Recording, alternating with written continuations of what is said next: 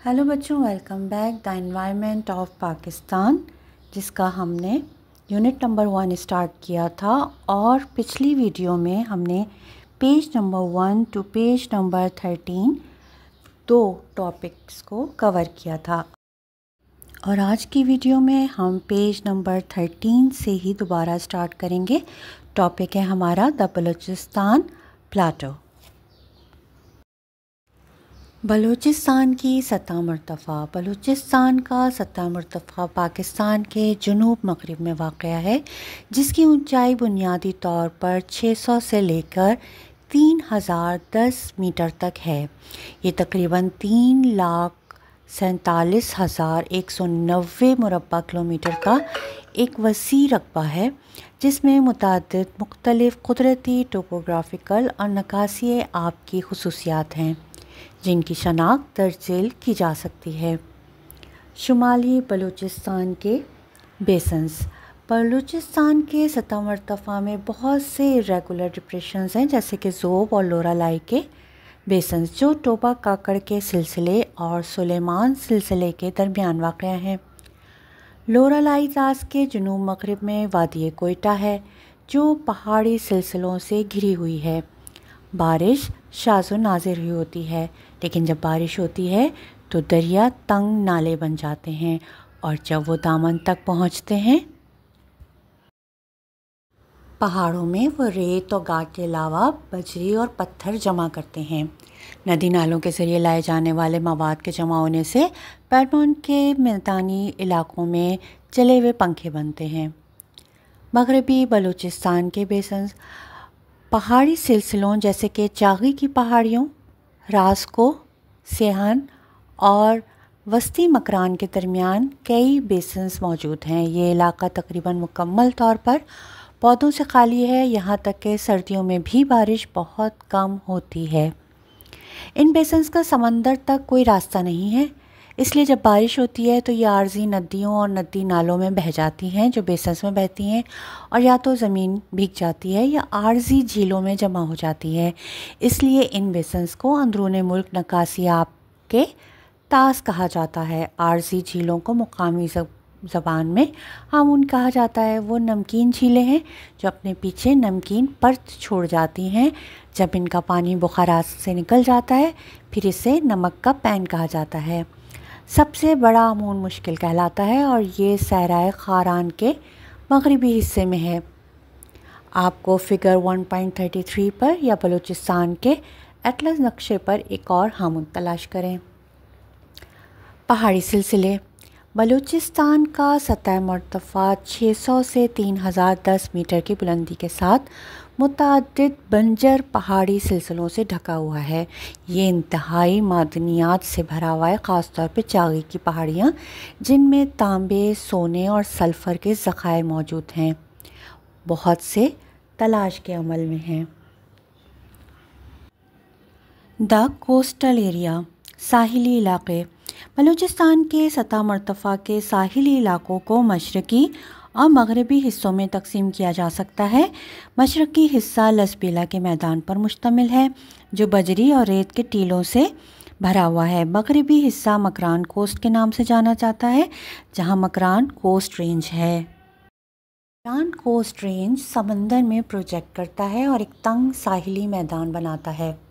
अहम दरिया हब, पुराली, हंगोल और दश्त हैं, जो बहरिया अरब में बहते हैं। फिगर 1.36 में दरियाए हंगोल, जो बहरिया अरब से बहता है, मकरान साहिल बलूचिस्तान का सबसे बड़ा दरिया है। बलूचिस्तान की इक़्तिसादी सलाहियत। बलूचिस्तान का सतह मरतफ़ा पहाड़ों से घिरा हुआ है और इससे गुज़रा हुआ है। जुनूब में बहरे अरब से मुतसिल एक तंग साहिली मैदान है। इस इलाके में कम बारिशें होती हैं, इसलिए आबो हवा खुश्क और शदीद है, और ऊंचाई पे निस्बतन ठंडी गर्मियाँ होती हैं। बदकिस्मती से बलूचिस्तान रकबे के लिहाज से सबसे बड़ा सूबा होने के बावजूद और बेपनाह वसाइल होने के बावजूद बड़ी हद तक नज़रअंदाज कर दिया गया है। पाकिस्तान में आबादी की कसाफत सबसे कम है। जनूब मगरबी बलूचिस्तान में 10 से भी कम अफराद फ़ी मुरब्बा किलोमीटर हैं।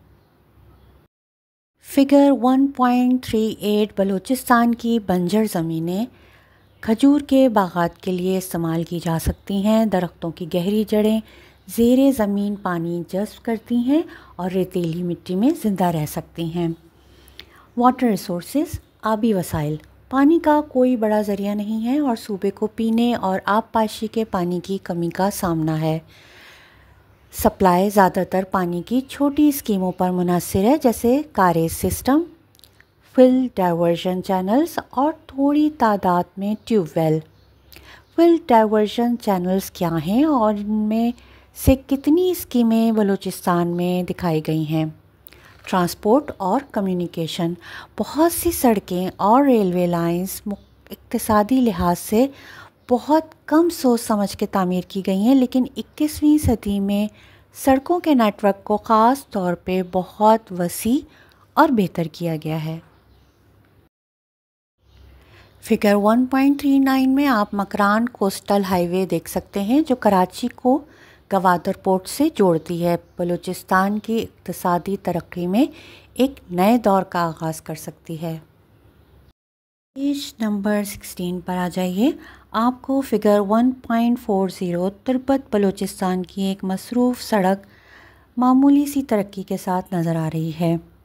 इकनॉमिक स्ट्रक्चर, इक्तिसादी ढांचा, फसल काश्तकारी और मवेशियों की परवरिश सूबे में अहम सरगर्मियां हैं। तकरीबन 67% अफरादी क़ुव्वत ज़राअत से वाबस्ता है। 2018 में सालाना फ़ीकस आमदनी $4,628 थी, जबकि खैबर पख्तूनख्वा में $4,328 और सिंध में $4,483 दोनों से ज़्यादा है, लेकिन पंजाब $5,503 से कम है। फिर आपको फ़िगर 1.41 में आप देख सकते हैं कि बलूचिस्तान के खाना बदोश ख़ानदान अपने मवेशियों के साथ सरकंडों से बने आरज़ी खैमों में रहते हैं। ये लोग शदीद पसमानदगी का शिकार हैं। इनके पास साफ़ पानी, मौसम से तहफ़्फ़ुज़, सेहत बख्श खुराक, तिब्बी सहूलियात और अपने बच्चों की तालीम की कमी है। Economic wealth of Balochistan, Balochistan की माशी दौलत। मिनरल रिसोर्सेज, मादनी वसाइल। सूबा मादनियात से माला माल है। सेंधक कॉपर गोल्ड प्रोजेक्ट के अलावा कोयले की बहुत सी कानें हैं, जिनसे कुछ इलाकों में 80% से ज़्यादा आबादी काम करती है। पैदा होने वाला कोयला पंजाब में फैक्ट्रियों को फ़रोग़ किया जाता है।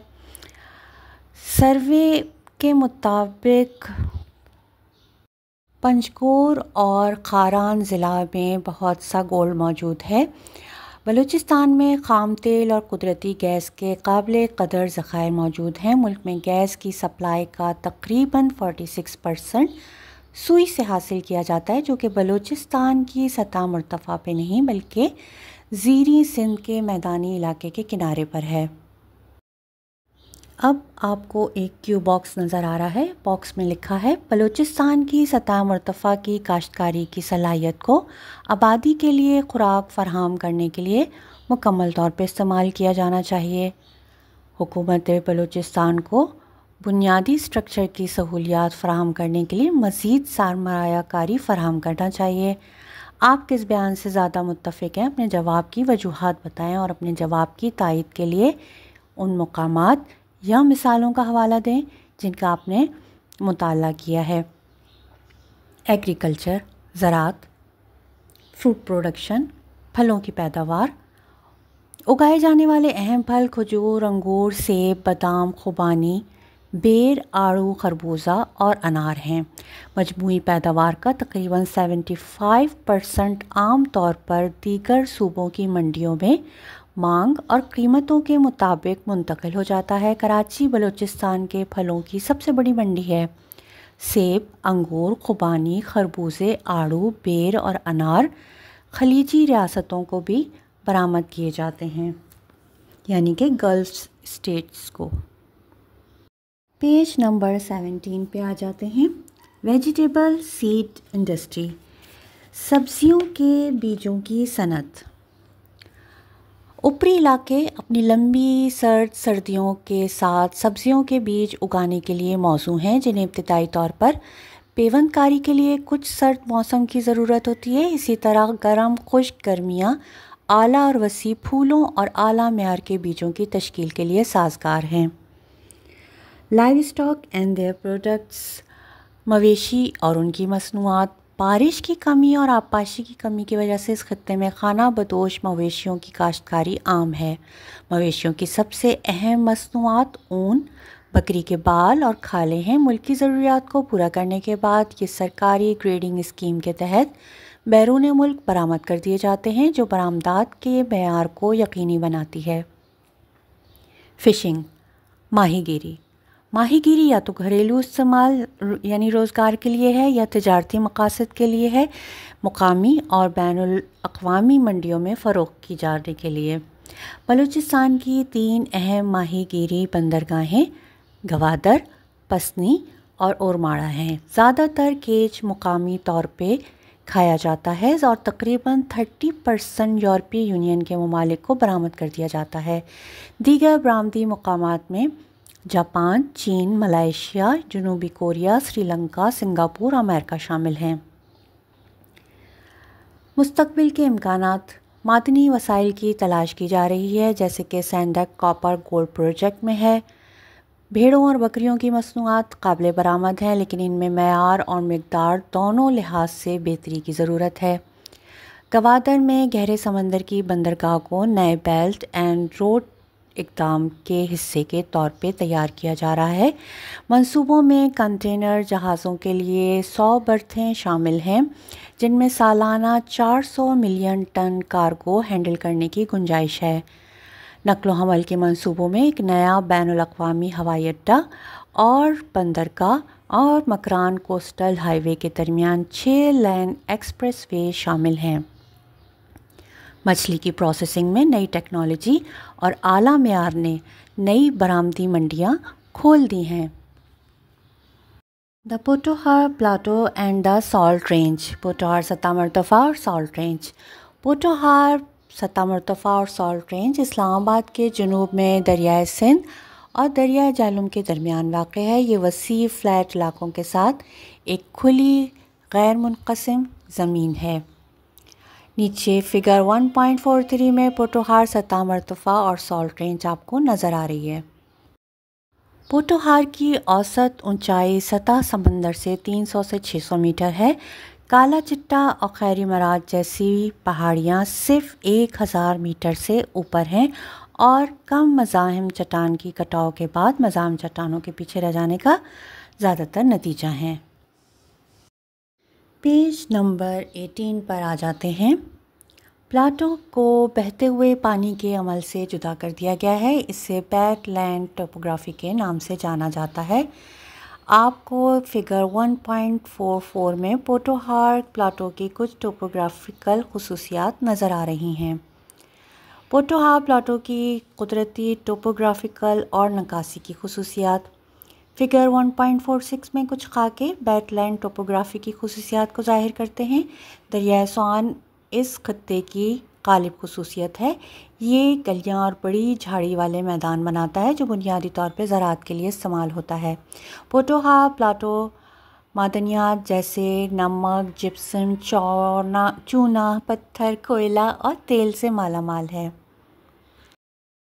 द सॉल्ट रेंज पहाड़ी सिलसिला जो कि जहलुम, चकवाल, कालाबाग और मियाँ वाली अजला के बेशतर इलाकों पर मुहित है।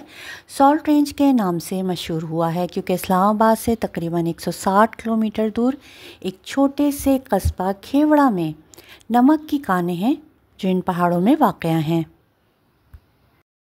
पेज नंबर 19 पे आ जाते हैं। सॉल्ट रेंज मुतवाज़ी हदूद पर मुश्तमिल है और औसतन 750 से 900 मीटर की ऊंचाई तक बढ़ता है।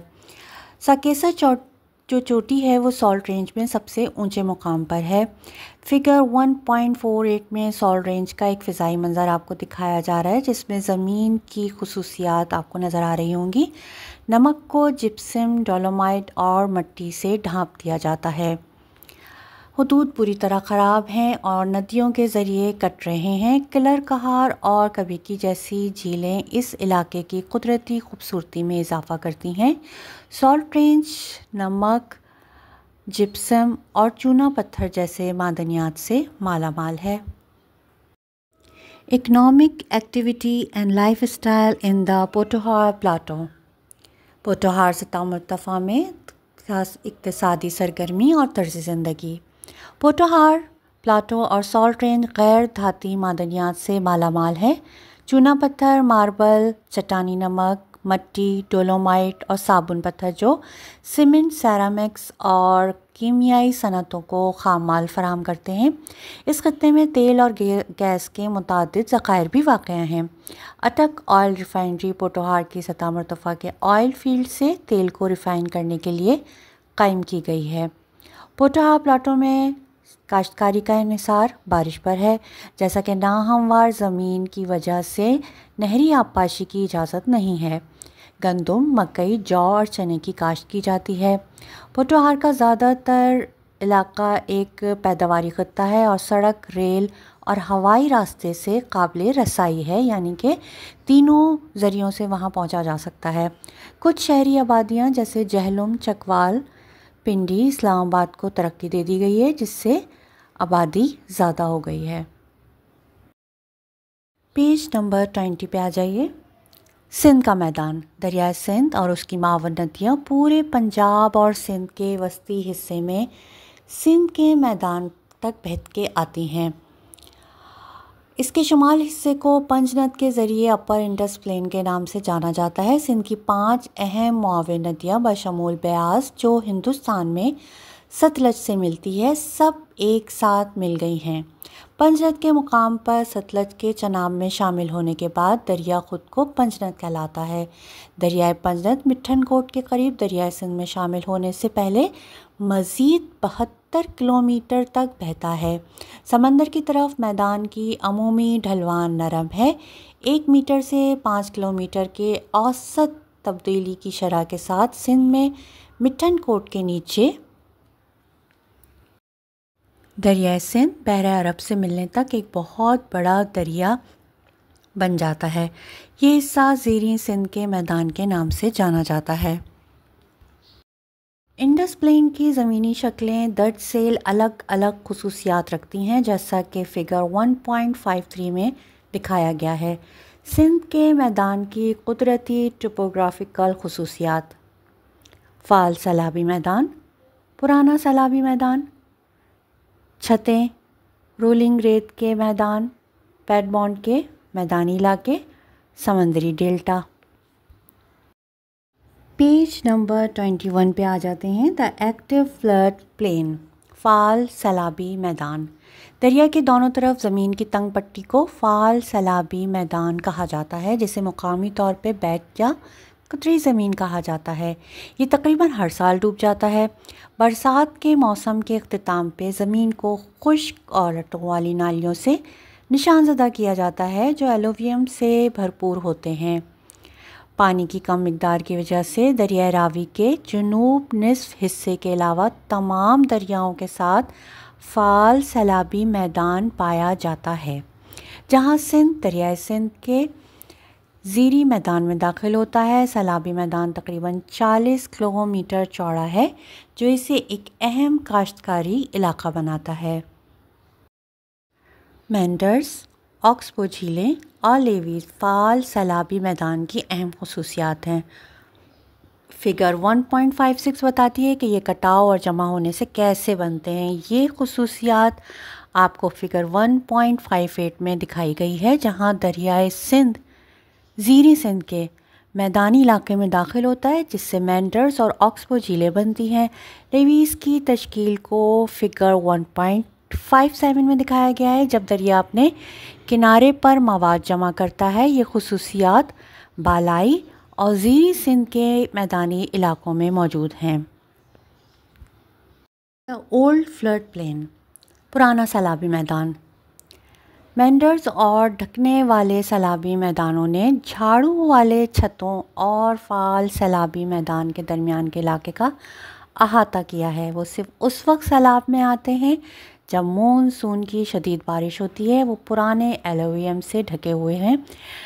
पास्ट में जमाशुदा एलुवियम पुराने सैलाबी मैदान में पाए जाने वाली खुसूसियात में लावारिस चैनल्स, मेंडर्स के निशानात और ऑक्सपोज की बाक़ियात शामिल हैं। बाज़ औक़ात इनमें अब भी पानी होता है। पेज नंबर 22 पे आ जाते हैं। Alluvial terraces. पुराने एलुवियम के कटाव की वजह से बनने वाले दरियाओं के दरमियान ऊंची ज़मीन वाले हिस्से या बार्स होते हैं। ये चाच, रचना और बारी दोआब में सिंध के बालाई मैदान में बनते हैं। इन्हें स्कैल्प्ड इंटरफ्लोस भी कहा जाता है। रिचना दोआब पर संदल बार, बारी दोआब पर गंजी बार, बारी दोआब पर नीली बार और चाच दोआब पर कैराना बार नुमाया हैं। छतों की सतह हमवार है और इसके जुनूब मगरबी ढलवान है। छतों को आपाशी की मदद से ज़राअत के लिए मिसाली समझा जाता है। रीचना दोआब में संदल बार, बारी दोआब में गंजी बार, बारी दोआब में नीली बार और चाच दोआब में कैराना बार नुमाया छतें हैं। भावलपुर के मैदान का वो हिस्सा जो आपाशी के ज़रिए दोबारा हासिल किया गया है वो भी मैदान सिंध की हुदूद में आता है। भावलपुर के मैदान की ऊंचाई 2 आबों की बार्श से यकसा है और ये एक छत भी है। दोआब का क्रॉस सेक्शन। दोआब वो ज़मीन है जो 2 दरियाओं के दरमियान उनके संगम पर है। जब दरिया किसी पुख्ता वादी में दाखिल होते हैं तो कटाव और जमा होने की वजह से दोआब पर कई टोपोग्राफिकल खुसूसियात बनती हैं। सैलाबी मैदान पे दरिया के 2 अहम काम होते हैं, यानी लेवीज़ एक्टिव फ्लड प्लेन, पुराना फ्लड प्लेन और कवर्ड फ्लड प्लेन। स्कार्प खड़ी ढलवान पर आम तौर पर प्लेटिफ या लैक्टिल पार ऊंचे या छतों वगैरह जैसी जो भी आपको 1.60 में लेबल लगा के समझाया गया है। दोआब के इलाके में सैलाबी मैदान में भी नाले, ऑक्सबो झीलें वगैरह होती हैं। दोआब को कई इंसानी सरगर्मियों जैसे काश्तकारी, बस्तियों की तामीर, रेल की पटरियों और सड़कों की तामीर और दीगर सनती और कारोबारी सरगर्मियों के लिए तरजीह दी जाती है। बहुत से टोपोग्राफिकल खुसूसियात रखने वाले पाकिस्तान के दोआब इलाकों में आबादी भी ज़्यादा है। मिसाल के तौर पे फ़ाल सैलाबी मैदान तकरीबन हर साल सैलाब की ज़द में आता है, इसलिए ये फ़सलों के लिए मिसाली ज़मीन है जिसमें चावल और गन्ना जैसे पानी की वाफिर मकदार की ज़रूरत होती है। इन दोनों चीज़ों को इसलिए यहाँ उगाए जाते हैं। सरखेज़ इलाकों में काबिल काश्तकारी यानी फ़सलों को उगाने के लिए मेंढर सैलाबी मैदान और अहाते के सैलाब के मैदान अच्छे मकामात हैं। यहाँ मिट्टी इंसानी बस्तियों में इस्तेमाल की जाती है। तो आपके इलाकों में अच्छी तरह से तरक्की याफ्ता लिंक कैनाल आबपाशी का निज़ाम है जिसकी वजह से साल भर पानी की फरहमी जारी रहती है। बार के ऊपरी इलाके सैलाब से महफूज हैं क्योंकि वो ऊंचे हैं। वो खेती बाड़ी और इंसानी बस्तियों, ट्रांसपोर्ट, सनती स्टेट्स, ज़राई खाम माल के ज़ख़ीरा करने और बाज़ारों के लिए मिसाली मकामात हैं।